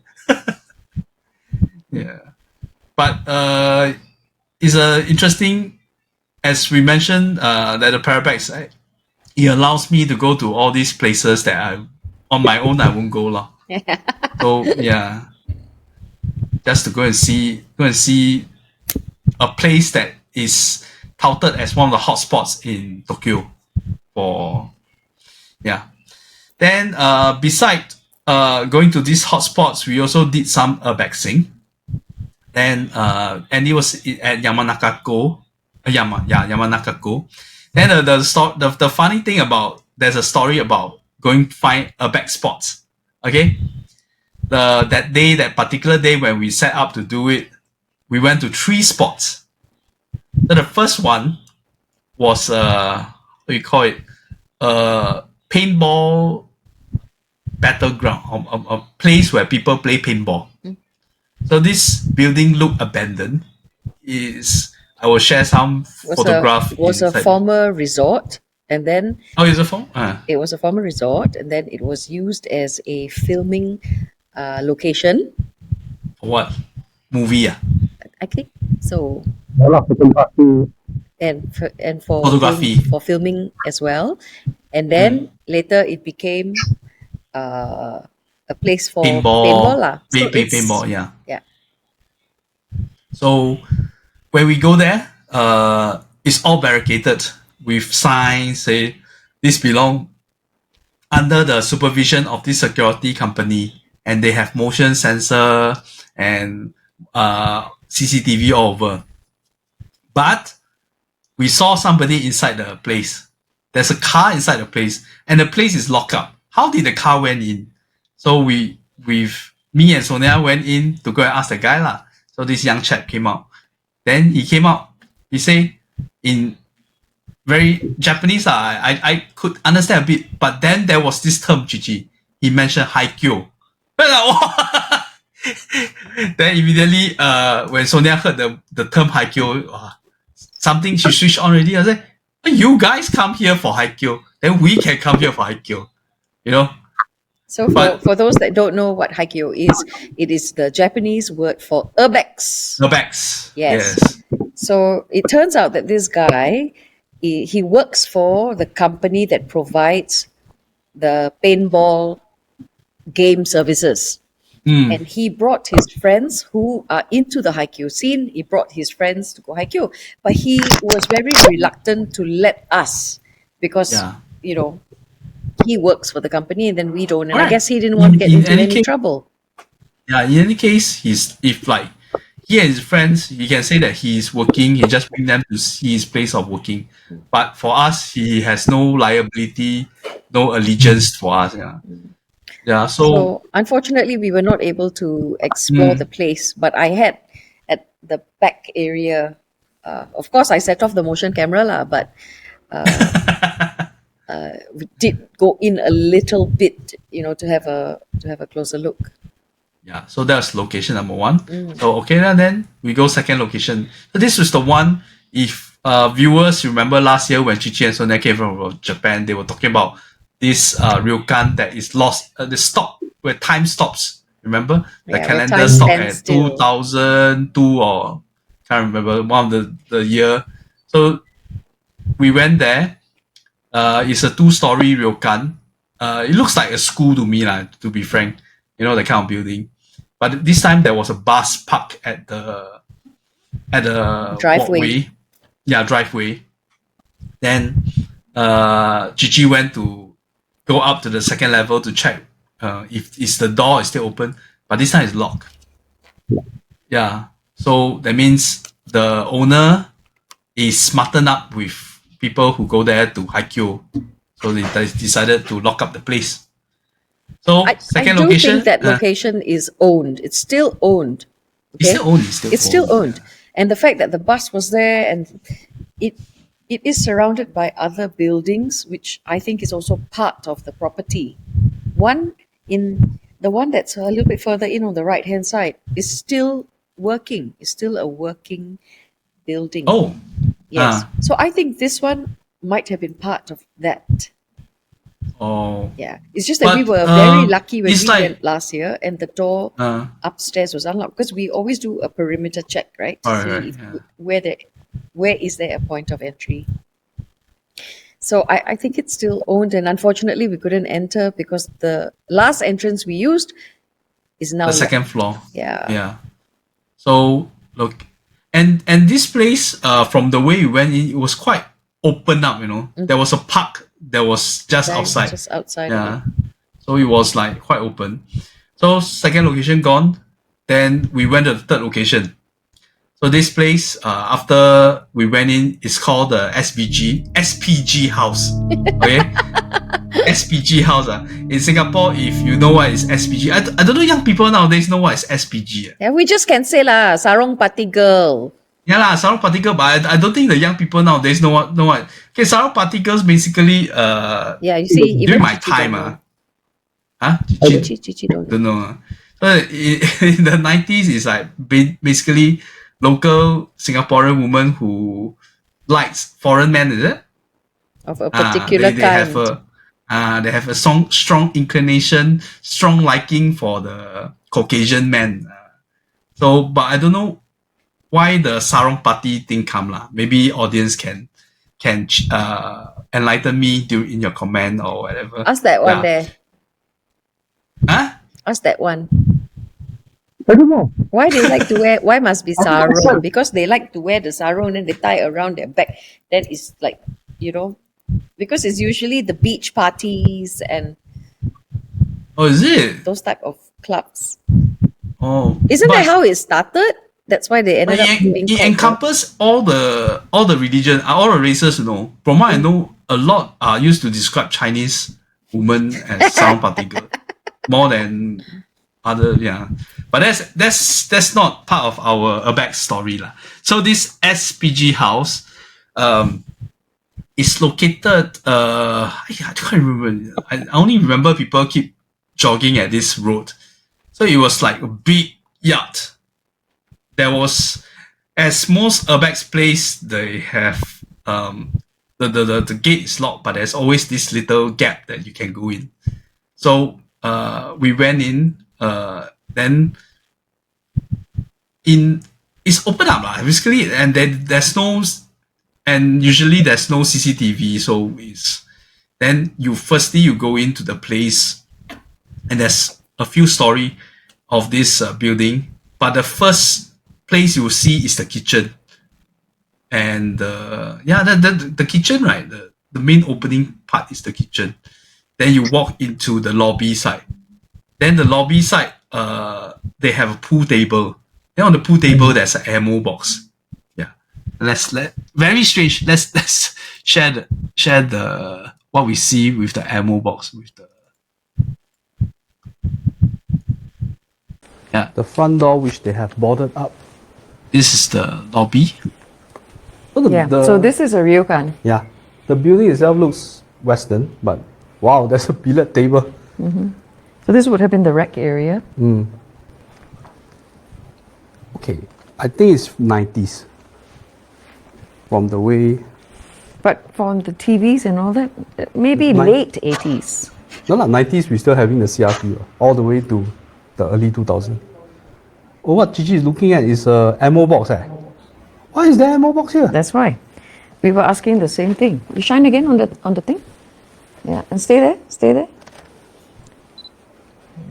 I had my mirrorless with me so you could hear the sound. Strange.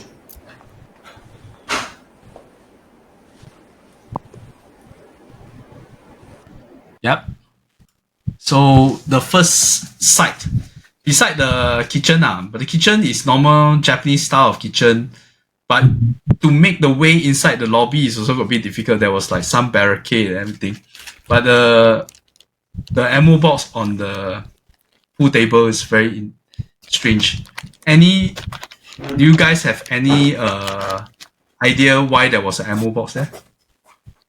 Chi? Maybe just a decoration for them. Huh? Just a decoration. Okay. Do you think that people use the place to do shooting? No. It couldn't be, right? Yeah. Maybe they put the full ball. Maybe it was just used as a container or something. Oh, ammo box is very very cool container. That's why I was thinking of taking it. This one we don't say lah. This one we don't say lah. Souvenir. Yeah. So yeah. But anyway, all these things are also eventually, if they demolish, they're gonna throw away also lah. So you don't take also, We should take that one, send to the uncle The antique shop, the antique shop. Then later you take. Okay, so the story is that before we come into this place, we actually park our car at this cafe. Okay, the cafe is just facing so the cafe is antique. The guy was selling antiques lah, old style stuff. We got a Annabelle doll also. They selling a lot of this kind of strange thing. And so Cici was mentioning we should take the ammo box to sell to that guy. Later the store owner said I have many more. I won't be surprised. I won't be surprised. So this the first story. So we went to the second story, and then there was a third story.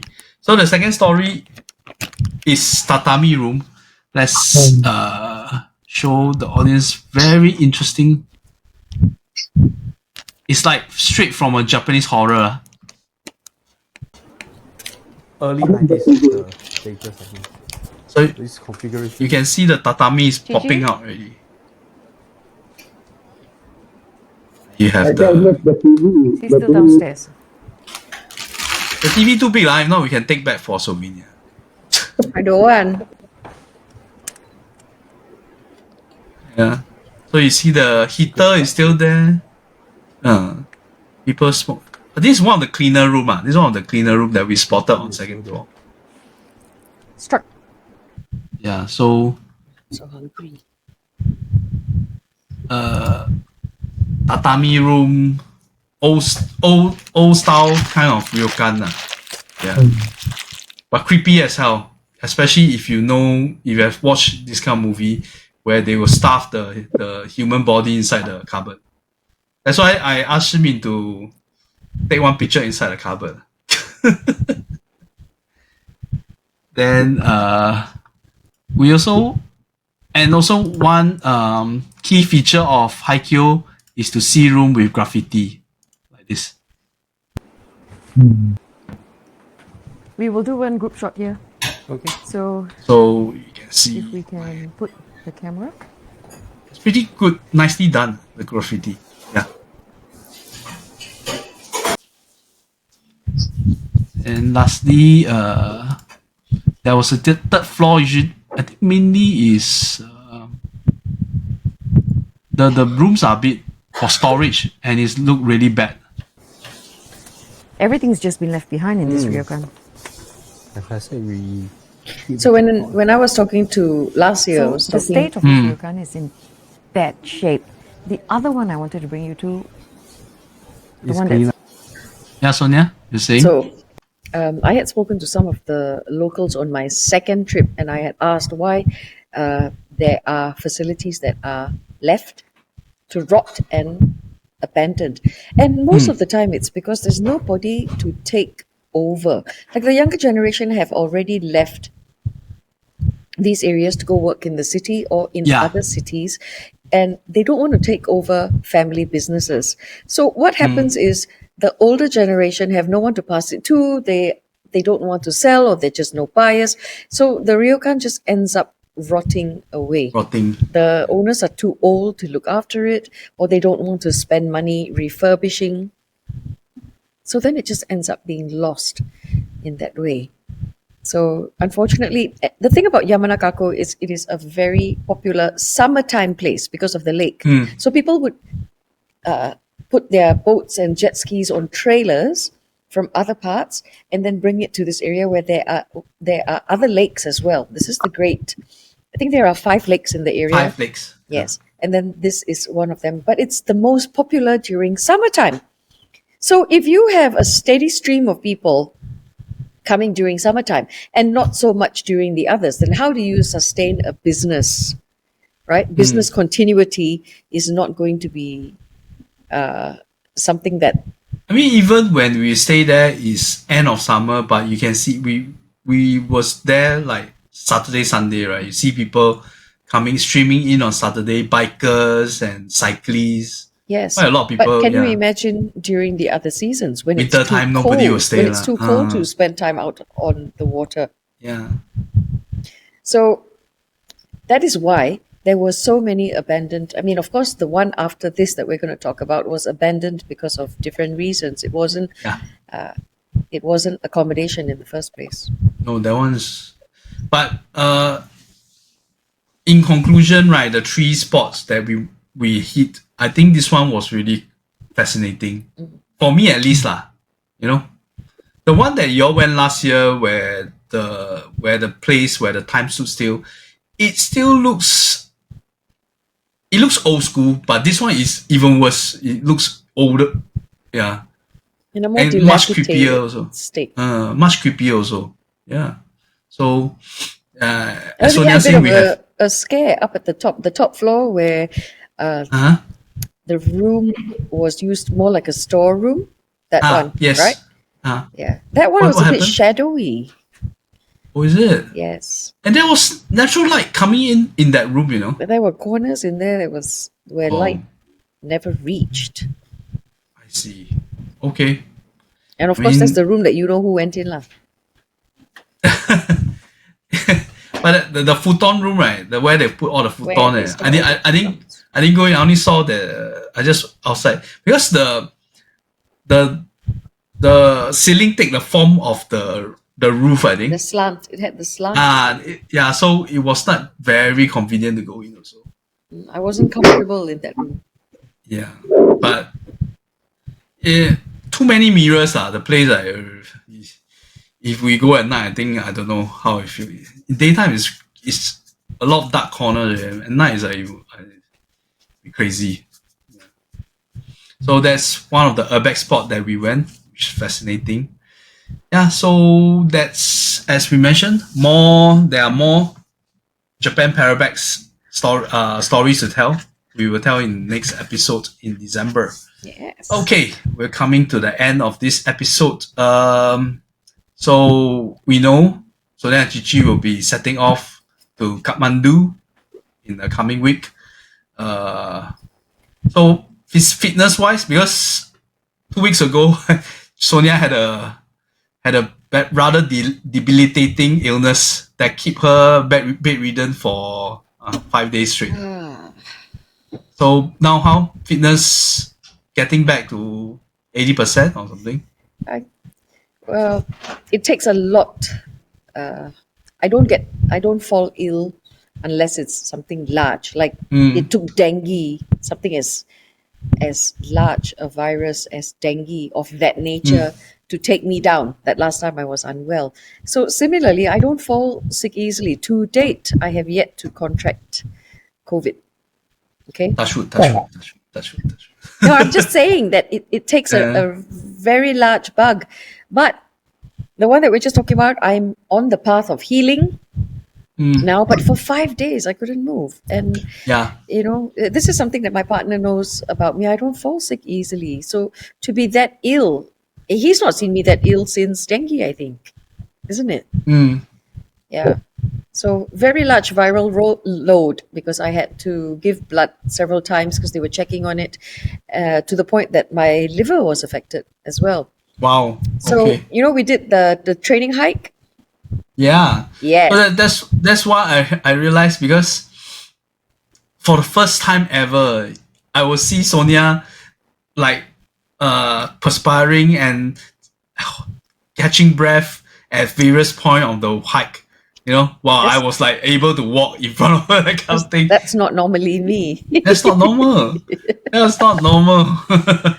Then you can see, Yes. that's for sure. She's affected by the illness. Yes. Yeah. So unfortunately, it took place just before Nepal, EBC. and Everest Base Camp. Even though it is mild elevation gain over long distances, you still need to have stamina. Yes. To walk those long distances. And then unfortunately, not being well just 3 weeks before such a major trek is not a good thing. So I'm going in with low expectations. If I cannot do it, then I must surrender and say, that I cannot. What are you doing, shaking your head at me? And now first you call me mochi. So first you call me mochi, and then slow and steady. Slow and steady. I mean, is that there's only one trail, is it, for this EBC? Okay. Yes. Then that's and it's highly commercial. So you know how we talk about you hike, you trek, and then there is mountain climbing. They are all different fields. They are all different in its own way. So to trek is to cover long distances, gradual elevation, which is what we're going to do. It's a 10-day trek. It's 7 days up, and then Every it's a day, 3-day how many trek. kilometers you all say have to cover? Well, it depends, but you're looking at hike. Well, 15. trekking 7 to 10 hours on different days. Wow. So just long distances, like maybe 16, 17 kms a day. And we stop along the way, take pictures of the beautiful view. We'll stop at tea houses for makan, and then we also stop at a tea house for the night to sleep. EBC is an extremely commercial route. We did ACT last year. That's less crowded. Commercial. EBC is a tick box for many, many people, and then for people who are climbing. But I'm not sure if it's still climb season because the weather's gotten quite extreme of late. So Everest base camp, and then you keep going. People will climb Everest.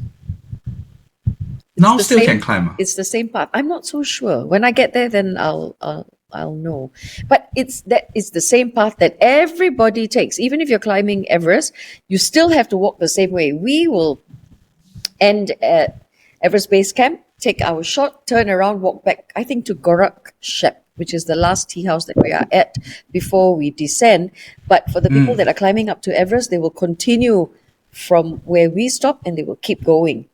So everybody walks that same path. Oh, so there's descent this time round. After you go up, you come down. So all the way back. No, just to the nearest tea house where we will stay the night, and the following morning we do a descent where we will walk further. And also because going down is generally faster than going up. So our total descent is 3 days.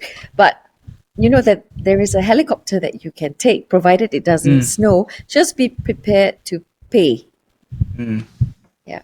But if it snows, then you cannot. It's about $450 per person. And then you need 4 people to share the helicopter with you. If not, you'd have to pay for the entire helicopter. I think it's like 1,000, 1,002 or 1,003, something like USD. that. USD.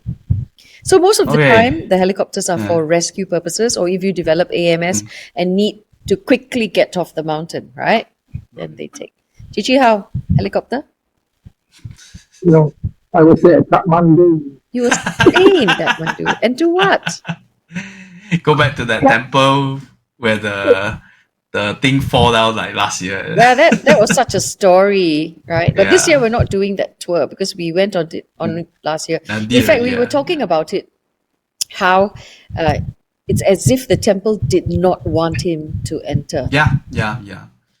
How many stories that we had with Gigi, like he got like signs to tell him not to step forward, remember? Yeah, so we hope to gather some stories of your climb and whatever experience you all had in Nepal. Yeah, please follow us on our social media platforms. There's IG, there's Facebook, there's TikTok, where as we walk, last year Chichi did this vlog thing. Yeah, vlogging, yeah. So it's interesting. We keep track on the Facebook. Yeah, we'll be doing this year as well. Then, but so, most importantly, just keep safe lah. Know your limits. Yeah. Okay. So, other than that, we talk about Parabex in Penang at the start of the show, but other than that, nothing much because December we are taking like a break for a bit. Then. Yeah, we're gonna have. So I don't know if this is something that you want to announce now, but in December we are going to Pulau Ubin. 27th and 28th for a camping community event. But even if you don't want to stay the night, you are welcome to come during the day and spend time with us, where we will have a day walk. Is it open for young children? Just yes, asking? Anyone is welcome to come. So if there are enough children, if there are enough children, might bring the small one. Yes, so and I can teach some of the things. One of the things that I recently did, I had a family request for a camping experience. They didn't have the know-how, they didn't have the equipment, and they wanted me to curate a 10 a.m. to the following day 10 a.m. itinerary for them, where they camped out at Ubin.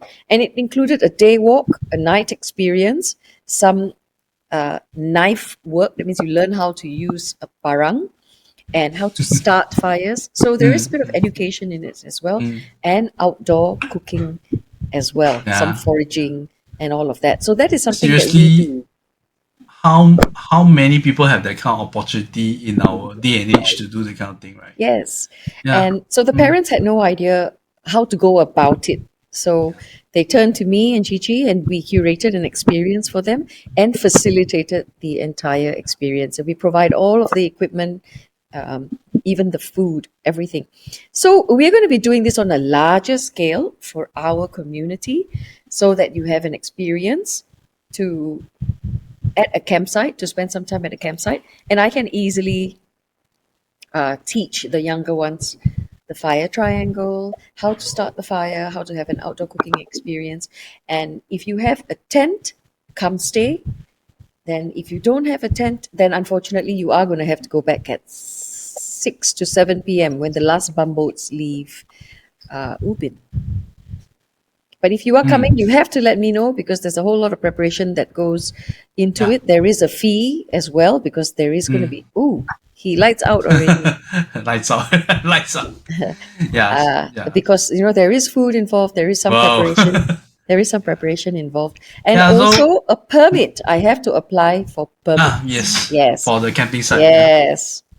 So that is something to look forward to in December. If you're looking for something for the children to do, something more hands-on, but with an educational slant, then you're most welcome to come. The dates are 27th and 28th of December. Just before the New Year. Yes. So, if you're looking for something for the children to do, but you're looking for something for yourself to do, then by all means, because it is the December school holidays and it's just after Christmas and Boxing Day.